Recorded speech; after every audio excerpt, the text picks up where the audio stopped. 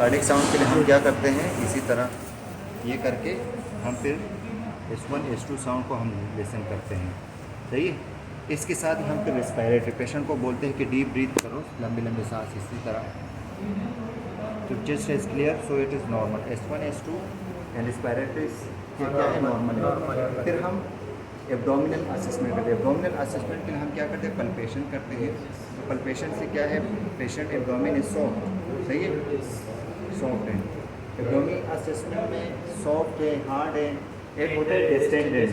Distended का मतलब ये है कि जो पेट है वो बिल्कुल फूला हुआ होता है, सही है, एसाइड्स वगैरह में होता है। तो इसके लिए हम कभी कभी डबल लिमिट NG लगाना होता है, या इसके लिए हम करते हैं कि NG पास करके ग्रेविटी पे रखते हैं। एक एक्टिव सेक्शन होता है, पेसिव सेक्शन खुद ब खुद निकलता रहता है। और एक्टिव में वो सक्शन मशीन से, या पोर्टेबल मशीन, या वो दूसरा नॉन पोर्टेबल मशीन जो है, इससे हम करते हैं, वैक्यूम जो बना हुआ होता है। फिर हम बाउल साउंड देखते हैं। तो बाउल साउंड सुनने के लिए हम क्या करते हैं,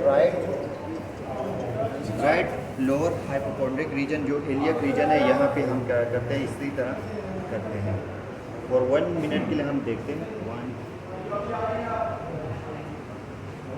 2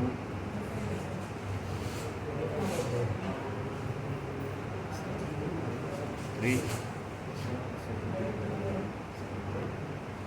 4। तो इसका मतलब हम एज एवरेज निकाल सकते हैं।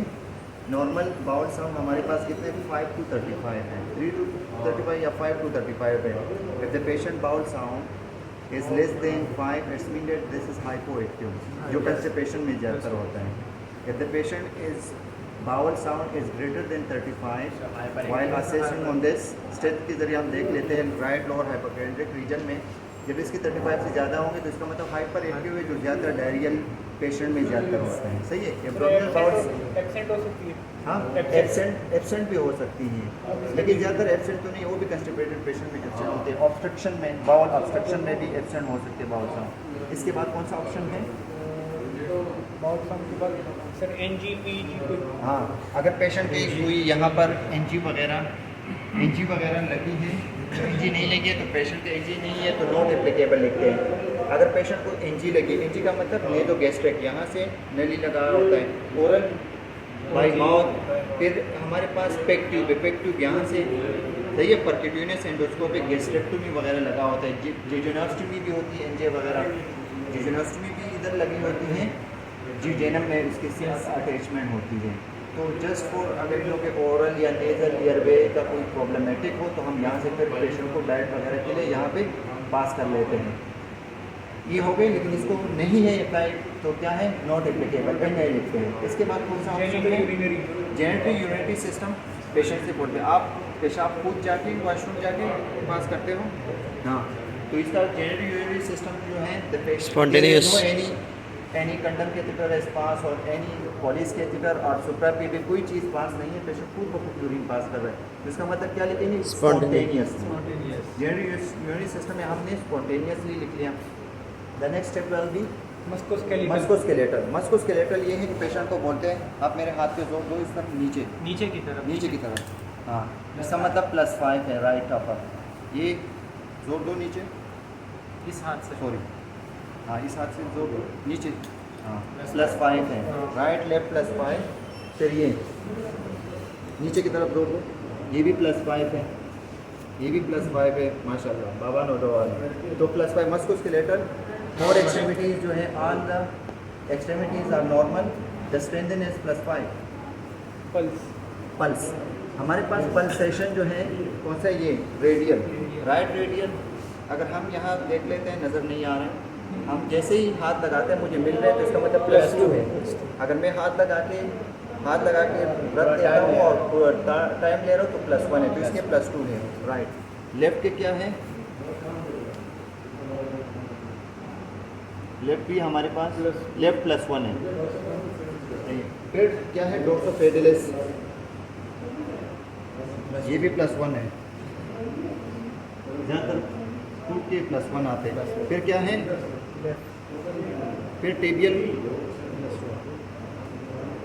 ट्यूबियल फेडिलिस जो है हमारे पास ये +1 आ जाते हैं, सही है। पल्सेशन हो गई। कैपिलरी रेडियल फेमोरल हम ज़्यादातर यूज़ नहीं करते due to the privacy of the patient. There is no need for checking of the femoral pulsation. सही है, इन सब सिचुएशन हम यूज़ कर सकते हैं जी। Capillary refill, how to check the capillary refill? I will press the nail like this. Capillary refill इसका है 1 to 2 सेकेंड है। सही है, इससे हमें एचबी का पता चलता है कि ब्लड के एचबी क्या है। अगर 1 to 3 सेकेंड से लेस हो तो इसका मतलब नॉर्मलाइज है शुगर। और skin turgor, how to check the skin turgor? हम स्किन टर्गर इस तरह देखते थे। स्किन टर्गर इसके देखो, इसके स्किन टर्गर नॉर्मल हैं। There is no any loose, no dehydration, so the patient turgor is normal. Skin colour, the skin colour is pale colour है। Skin temperature, I will check the skin, the temperature of the patient without gloves. सही है, to touch क्या है हमारे पास? Warm है।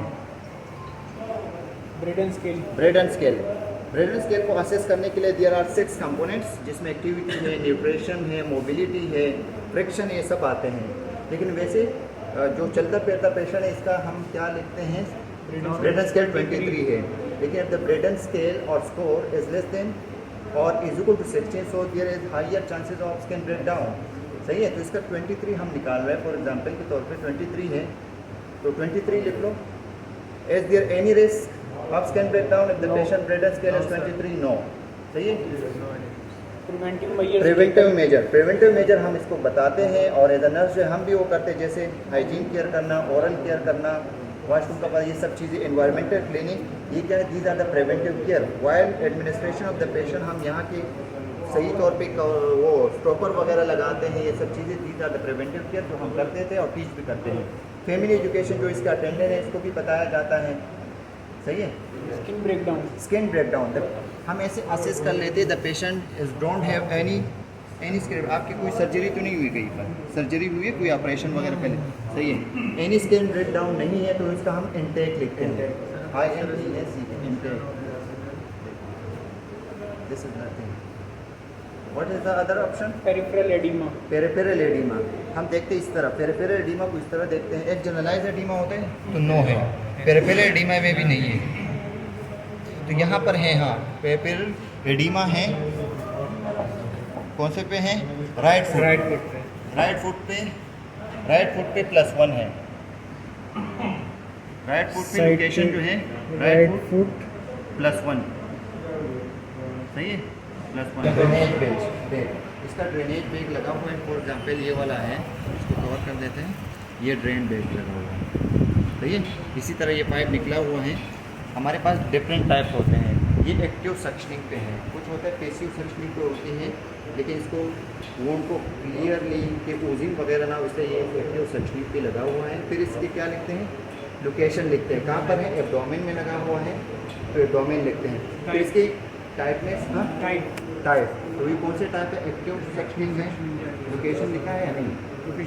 Location लिख दिया। फिर इसकी इंटेकनेस लिखते हैं कि ये इंटेक है या नहीं। कंडीशन क्या है इसकी? इंटेक है। कैरेक्टरिस्टिक्स क्या है? इसमें ब्लड ही आ रहा है तो ब्लडी टाइप है। अगर और भी फ्लूइड आ रहा है, हाँ, तो उसके लिए फिर वो डेट, हाँ, डेट ऑफ इंसर्शन जो है, फॉर एग्जाम्पल ये हाँ 18 है तो 18/11/2023 लिखेंगे। हाँ, वोन साइड एब्डोमिनल जो है, वोन साइड जो है वो है एब्डोमिनल है। टाइप्स ऑफ वोन जो इसका ओपन वोन है, क्योंकि कोई स्टिचेस वगैरह नहीं है, ओपन वोन है। कंडीशन सूचर्स, कोई सूचर्स अप्लाइड नहीं है तो नॉन एप्लीकेबल है। पेरिफेरल लाइन, जैसे वो इसको आईवी लगाए तो पेरिफेरल लाइन इसका राइट साइड पे 20 गेज का किनोला है, तो हम लिखेंगे राइट आर्म। सही है, 20 गेज 20 गेज एंड इंटेकनेस लिख लेते हैं। इंसर्शन ऑफ डेट, इसका insertion of date 3 days before, यानी 20/11/2023। सही है। IV फ्लश गिवन, सही है, in the morning time. Condition at the time of removal, condition in the time of removal, हम जब ये रिमूव कर लेते हैं इसकी कंडीशन देखते हैं, कोई रेडनेस वगैरह तो नहीं है, तो हम इसलिए कहते हैं नो एनी रेडनेस और ब्रूजेस आर प्रेजेंट। हम क्या लिखते हैं फिर एंटेकनेस लिखते हैं। फिर पेरिफेरी के अंदर दूसरा किनोला नहीं लगा तो हम क्या लिखते हैं, नॉट एप्लीकेबल। इसका सेंट्रल लाइन जो CVP वगैरह नहीं लगा तो उसमें भी नॉट एप्लीकेबल लिखते हैं। हाइजीन केयर, हाइजीन केयर में माउथ केयर लेते हैं, माउथ केयर किया है, सुबह मुंह वगैरह धोया होगा, सही है। हाइजीन केयर में ये आते हैं। बात सेल्फ ही असिस्टेड, ये असिस्टेड है, खुद नहीं आ सकते हैं, विद असिस्टेंट के साथ जा सकते हैं। Partial complete, partial completely sponge करते हैं विद असिस्टेंट, सही है। शैम्पू वगैरह नहीं हुआ है for 1 week. Nail care, nail care हो चुका है, माउथ केयर, माउथ केयर भी हो चुका है, yes. Back care, back care, yes. Catheter care, catheter not applicable, catheter is not applied here. NG care, NG care, patient on oral diet, so there is no need. Tracheostomy care, Tracheostomy care not applicable. No any tracheostomy is applied on the patient. Complete bed rest activity as Patient has activity is tolerated. Nursing activity, positioning for Positioning bed rest, patient self करते हैं, self लिख देते हैं।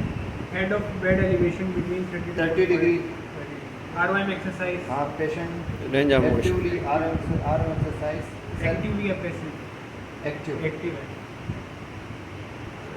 Chest physiotherapy, Chest physiotherapy, no need any chest physiotherapy Deep because the breathing. patient chest is clear. Deep breathing, Deep breathing exercise when the patient is having that. So Diet. we teach the patient to take deep breath. Diet, Diet on regular diet because the patient has not any hypertension or no any diabetic history. Patient at risk of fall, Patient, yes, the patient is risk of also preventive measure Should be taken. Are taken. Side well up. When the patient are going to washroom or anywhere, so he will call back. Patient family education, Patient family education given about the wound care and mouth care or the medication administration. Right?